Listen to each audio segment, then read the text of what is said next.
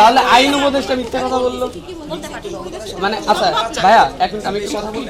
এখন সে বলছে যে 7 দিনের ভিতরে যেহেতু পূর্বে নদীরা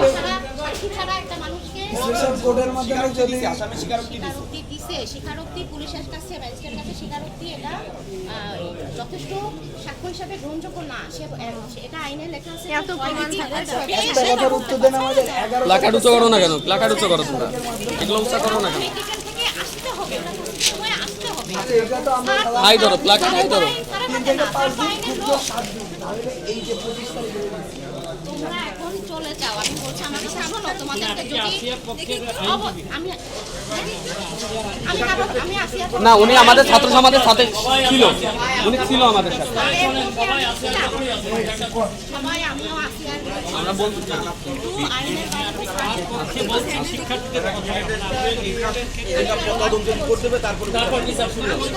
তোমরা প্রথম দিন আন্দোলন করছো, আমরা রাতের বেলায় কলম কোর্ট বসাইয়ে তারা রিমান্ড দিচ্ছি।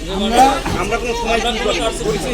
আমরা আমরা যখন 13 তারিখে বাইনার ব্লক করছি আপনারা দেখছেন, তখন যখন আমাদের বলা হয়েছে 7 দিনের টাইম নেওয়া হয়েছে, সেই 7 দিনের মধ্যে আমরা কেউ নামিনি। 7 দিন ধরে আইন উপদেষ্টা নিছে। কি এখানে আসছে?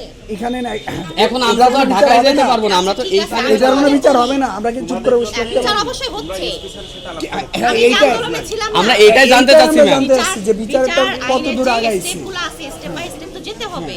এটার জন্য সময় লাগবে এবং 6 মাস তো হাইকোর্ট বেঁধে দিয়েছে। 6 মাস 6 মাস ম্যাম, 6 মাস থেকে 3 মাস একটা ছিল, দেন 14 দিন এমন এটা মুখে হত্যার মুখে বসলে তো হবে না। এসপি স্যারের সাথে। তোমাদের স্যার যদি এখন দ্রুত বিচার না করে টেস্টের রিপোর্ট আসছে এতদিন তারপরে আমাদের কাছে আসলে পরবর্তী কাজ আমরা শুরু করবো। আমাদের কাছে বুঝছো?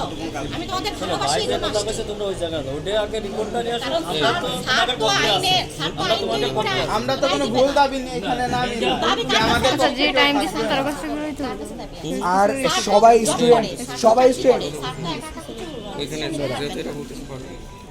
আমি বুঝতে পারছি। বুঝতে পারছি। তোমরা ছোট মানুষ, আমার সন্তান, ঠিক আছে? আমার মেয়েও আন্দোলন করে, আমি নিজেও করেছি, কিন্তু আমার যেহেতু এখন ড্রেস পড়া, আমি তো আইনের বাইরে কথা বলতে পারবো না। অবশ্যই। তোমরা আমার সন্তান, স্যারের আমি সাক্ষী নিচ্ছিলাম, স্যারকে আমিও কতগুলো কথা রিপ্লাই আমি কথা কিন্তু বলছি। আপনার কি মনে হচ্ছে না যে এই না দিলে হচ্ছে না, কারণ কিছু জিনিস আছে প্রসিডিং হয়ে আসবে।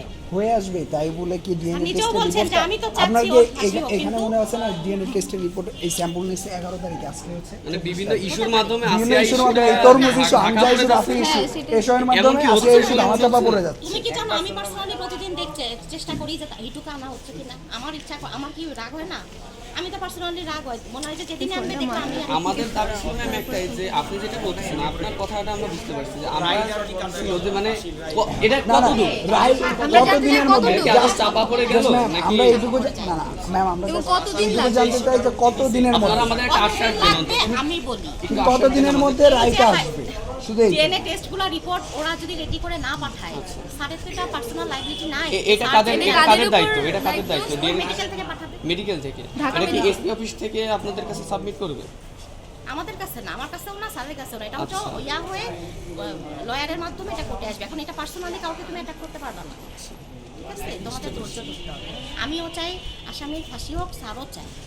স্যারের তো পার্সোনাল কোনো এখানে ইয়া নাই, বেনিফিট নাই। এখানে কারোরই ব্যক্তিগত না, বেনিফিট স্যার ব্যক্তিগতভাবে ভালো মানুষ, স্যারের উপর তোমাদের অ্যাংরি হওয়ার কিছু নাই, স্যারও তোমাদের উপর অ্যাংরি। কারণ আপনি যদি একটা ফান্ডামেন্টাল রাইটস এর কথা বলেন, এই ক্ষেত্রে আমরা কিন্তু ফান্ডামেন্টাল রাইটস তো কোর্টে যে মামলা প্রসিডিংগুলো আছে এগুলো তো এটা কিন্তু একটা মেয়ের ফান্ডামেন্টাল রাইটস, তার সেফটি আমি তো এনশিওর করা। স্যারকে বললাম, আমি স্যার কোর্টে বসতে পারি না চেম্বারে, আমার দিকে পুরা পুরা বেটারা হ্যাঁ কই টাকা থাকে। হ্যাঁ। হ্যাঁ, তো এটা কি নারীর অধিকার আমার কম বাড়ি হচ্ছে না? চুরি হইছে, তানজিরা আমার বাড়ি ডাকাতি হইছে, তারা আটকাই রেখে ডাকাতি করছে, তো এই কি কোন দেশে আছি আমরা?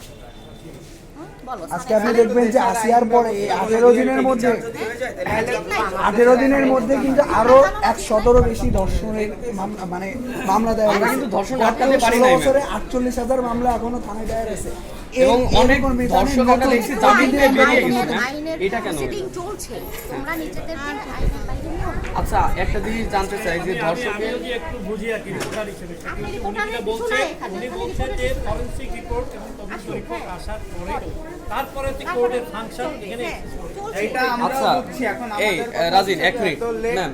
প্রসেসিংটা কেন? লেট প্রসেসিং না তো, এটা তো স্যারের কোনো এই এখতিয়ার রাজিন নাই যে একটা স্যার মিনিট। 24 ঘন্টা আচ্ছা পরে ম্যাম একটা একটা জিনিস জানতে চাই, আমি কিন্তু ধর্ষণে স্যারের পক্ষেও বলছি না, কারোর পক্ষে না, আমি সেটা আইনের কথা ম্যাম ম্যাম এইখানে আপনি যেহেতু আইনজীবী আপনার কাছে একটা কোশ্চেন আছে যে এই দাঁড়ো এই এই দাঁড়ো রাফি ভাই, এই তুমি দাঁড়ো ম্যাম ধর্ষণের সর্বোচ্চ এবং সর্বনিম্ন বিচার কি?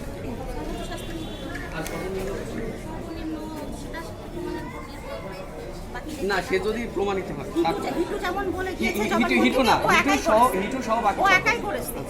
হিটু বলে গিয়েছে জবানবন্দিতে ম্যাজিস্ট্রেটের সামনে ও একা সবকিছু করেছে, কিন্তু বাকিরা আমরা বুঝতেছি যে বাকিরা করেছে, কিন্তু এটা আমি তুমি বুঝলে তো হবে না, ডকুমেন্ট লাগবে। এখন ব্যক্তিগতভাবে যদি আমরা দেখি যে কোনো একটা সিঙ্গেল মানুষ এই কাজটা করছে তার সর্বোচ্চ এবং সর্বনিম্ন বিচার কি? এটা প্রমাণ হলে তো সর্বোচ্চ মৃত্যুদণ্ড।